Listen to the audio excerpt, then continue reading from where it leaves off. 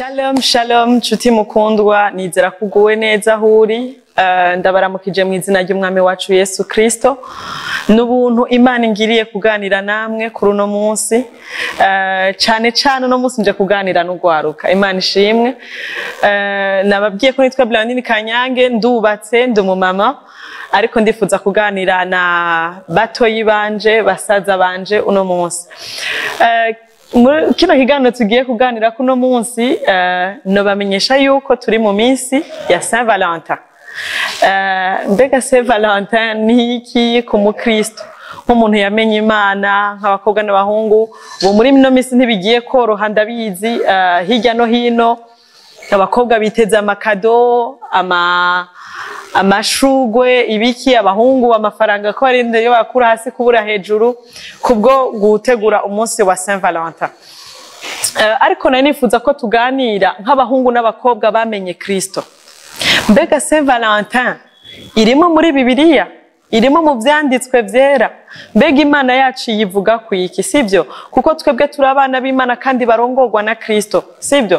Kuko turi abantu bamenye Kristo, bari mu nzira y'umusaraba bakurikiye Yesu. Hano ku isi turi ingenzi, wacu ni mwijuru. Imana ihabwe icubahiro. Nashaka rero tuganire kuri ico kintu Saint Valentin. Saint Valentin uyiyumvira ku iki wewe? Jewe ndayiyumvira ku iki, ariko ikirengeye byose umwami wacu ayiyumvira ku iki, ijambo ry'Imana riyivuga ku iki. Sinzi nka mwebwe ariko jewe ntaho nigeze ndayibona muri Bibiliya, ariko kumbure wongira ushobora kuba warahabonye, urashobora kudufasha muri commentaire ugadushiramo iyo reference kugira ngo idufashe. Ariko kubganje ntaho ndasoma muri Bibiliya Saint Valentin. Wewe uhazi udufashe dufashanye muri kino kiganiro ndifuza ama commentaire yanyu nk'ugwaruka n'abavyeyi ntaco turashaka gufashanya kuko nta utaraciye muri iyo nzira y'ugwaruka twarabaye aba jeune natwe twarabaye abasore n'inkumi. Rero nashaka dufashanye mu ma commentaire mumfashe nk'abamenye Kristo vy'ukuri mumbwira aho vyanditse muri Bibiliya mu mama référence biblique aho bitubwira kuri Saint Valentin. Ariko nimba bitarimo mumfashe dufashanye. Ndashaka ndakubwire ico ijambo ry'Imana rikuvuga ko wewe nk'umusore n'inkumi bamenye Kristo vy'ukuri. Ijambo ryawe igihe bariko baravuga Saint Valentin hirya no hino muri institution y'isi muri buno bwami bw'isi nagenda kubwira mu bwami ukomokamo wewe mu bwami userva wewe mu bwami ukorera wewe ico bavuga.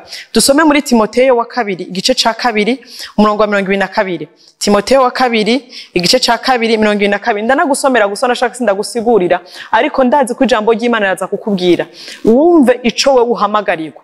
Timoteyo wa kabiri igice ca kabiri 22 haravuga ngo ari kukwifuza kubusore uguhunge maze ukurikire ukugororoka n'ukwizera n'urukundo n'amahoro ufatanya n'abambaza umwami wacu n'imitima itanduye. Haleluya.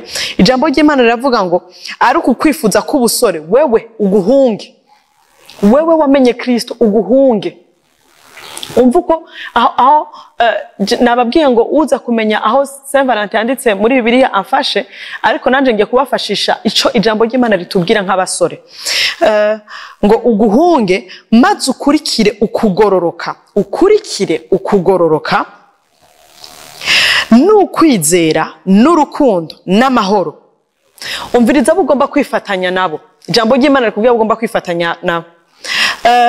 Ufatanya n'abambaza umwami wacu n'imitima itanduye. Imana ishimwe.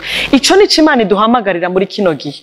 Nuko wifatikanya n'abambaza Imana imitima itanduye. Ibaze neza izo nzira uri kuracamo iyi periode ya Saint Valentin canke turakena periode ya Saint Valentin. Saint Valentin ni kimwe n'umunsi wo kunezerererwa ivyo usanzwe ugenderamo.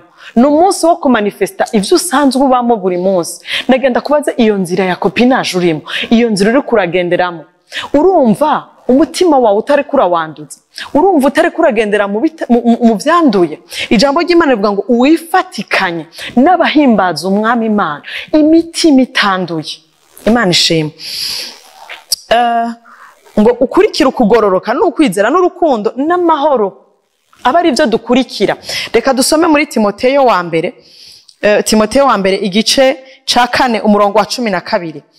Timoteyo wa mbere igice ca 4:12 uraza kufasha ya ma reference we nimba yafise ariko reka agenda guhe ivyanditswe bikubwira uko ugomba kugenda nk'umwana w'Imana bikubwira ico Imana yakuvuze ku Timoteyo wa mbere igice ca 4:12 avuga ngo ntihakagire ukugayira ubusore ari kubera bizera icitegererezo hehe mu vyuvuga no mu ngeso zawe no mu rukundo no mu kwizera no ku mutima utanduye. Imana ishimwe. Ndasubiramo ngo ntihakagire ukugayira ubusore ari kubera bizera icitegererezo mu vyuvuga mu ngeso zawe no mu rukundo. Urukundo ngaba tubwe n'urukundo rw'Imana.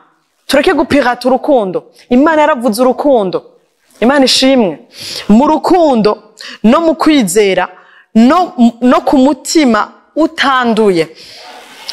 Ngo gushitsaho nzozira ngo wamugira umwete wo gusomera abantu no kubahanura no kubigisha. Ico nico uhamagarirwa wewe nk'umu missionnaire, nk'umuntu yarungitswe n'ijuru, nk'umu ambassadeur. Uhamagarirwa abantu ngo Imana yavuze ngo gushikaho nzozira wewe ndungitse muri mission kw'isi, ngo ugira umwete wo gusomera abantu no kubahanura no kubigisha. Imana ishimwe. Ndasoma ahandi hanyuma mu Baroma 12:2 twoja mu vyanditswe twoharonka henshi havuga ico dusabwa nico duhamagarirwa muri kino gihe.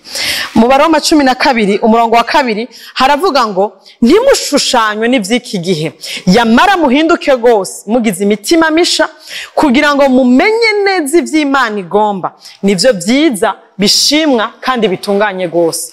Tugomba kumenya ivy'Imana ishaka, ugomba kumenya ivy'Imana igushaka ko wewe ngo kuko nivyo vyiza nivyo bizima bishimwa kandi bitunganye gose. Unyemerere muri no minsi, muri iyi minsi ya Saint Valentin ndagutekerera ijambo ngo ntushushanywe n'ivyiki gihe yamara uhinduke gose ugize umutima musha. Imana ishimwe kugira ngo umenye neza ivy'Imana igushakako ngo nivyo bizima bishimwa kandi bitunganye gose. Hariho system ziriho hano kw'isi ariko twebwe ntitugengwa na system y'isi. Nashaka ndabahe akarorero gasanzwe. Ibihugu byose birafise aba ambassadeur, birafise abaserukizi b'ibihugu vyabo muri ico gihugu. Sinzi rero ko birashika ugasanga umu ambassadeur w'ikindi gihugu mu gihugu canyu ariko arabaho canke agendera ku mategeko y'igihugu arimo. Akenshi kwanza nibaza ko ari ka general y'ibihugu vyose aba ambassadeur bagendera ku mategeko y'ibihugu bavuyemo, y'ibihugu baserukira. Bagendera ku nimba ari misi y'amakonje ntibakorera ku makonje y'igihugu barimo cane bakora ku makonje y'igihugu cabo. Turiko turafashanya muri ubwo buryo. Rero umu ambassadeur aje mu kindi gihugu aserukira igihugu ciwe aho ari. Turaba ambassadeur w'ijuru hano kw'isi. Muhungu mukobwa uri kuranyumviriza uri umu ambassadeur w'ijuru kw'isi. Mbega ubwami userukira bwagutumye gukora iki muri inosi? Mbega bwagutumye kuza kwimura ivyo usanze muri inosi, kuza kugenda uko usanze muri inosi, canke bwagutumye kuzana ubuzima bwaho uvuye kuri inosi? Uri kuserukira ubwami bwa Kristo gute wewe nk'umusore n'inkumi? Ijambo ry'Imana riradusaba ngo nk'abahungu n'abakobwa ngo dukoreshe inguvu zacu, inguvu z'ubusore bwacu mu guhimbara Imana. Imana ishimwe.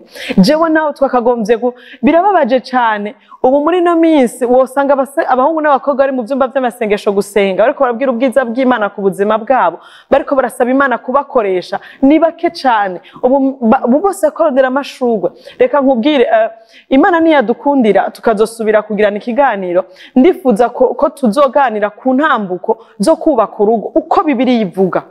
Muzosanga faze ya copinage idahari, muzosanga izo faze za Saint Valentin zidahari, nta zirimo muri Bibiliya. Mureke twubake ingo zacu, twitegure kubaka ingo zacu uko Imana yatugenye. Ntiturabisi, turi mwisi ariko ntiturabisi. Imana ishimwe. Mureke gutakaza benshi ubuhoho birababaje cyane abakobwa bakiri bato bafite imyaka 15, 12 usanga mu matelefone yanditsemo umuhungu bakundana ugasanga handitse ko ngo my husband, umugabo wanje, umufasha wanje. hariho impwemu twikwegera tutabizi, hariho impwemu tuzana ku buzima bwacu zikatunyoha, zikazotubuza kubaka ingo zacu, zikazotuma turuhira mu bukobwa, ariko impwemu twikwegeye kubw'amajambo twatura. Ijambo risohoka mu kanwa kawe, reka ndakwibutse kuri caremwe gishasha, kandi ururimi rwawe rufise ububasha. Imana yashize ijambo ryayo mu kanwa kawe. Ijambo ry'Imana ritubwira ngo ivyo tuzovuga, ivyo tuzokwaturisha akanwa kacu, tuvyizeresheje umutima wacu, ngo Imana izobikora. Uri kurandika uri umwana w'imyaka 15 ngo ufise umugabo muri telefone yawe, wahamagara umuhungu ngo umugabo wanje, uri kuri kwegera. Donc mw'isi y'imwemu urubatse, mw'isi y'imwemu urubatse. Nico gituma benshi usanga bigorana ko bubaka ingo zabo, bakarondera iyo byapfiriye bakahabura.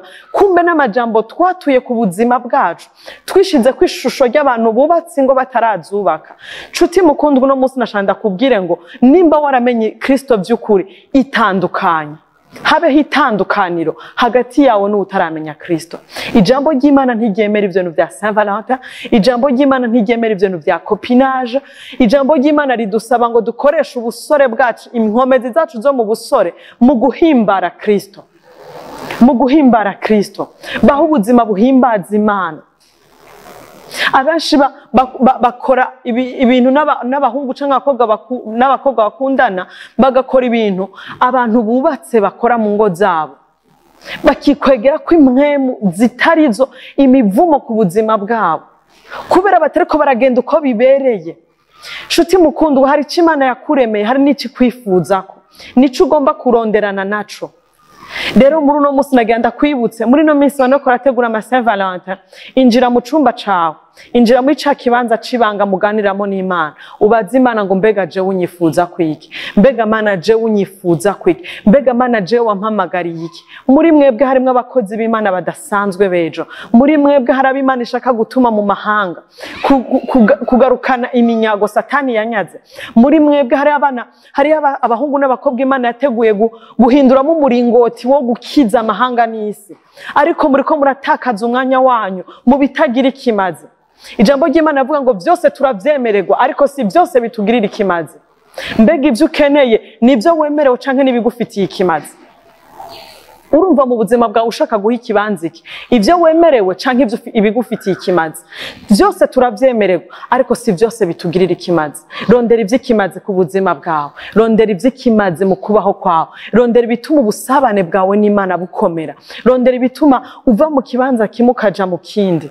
Injira mu cumba cawe, baza Imana yawe ngo mbega muri kino gihe aho imisore n'inkumi hano hanze, aho systeme y'isi yashizeho kino kintu, wewe mu bwami bwawe jewe naje guserukira hano ku isi, ushaka ko nkora iki?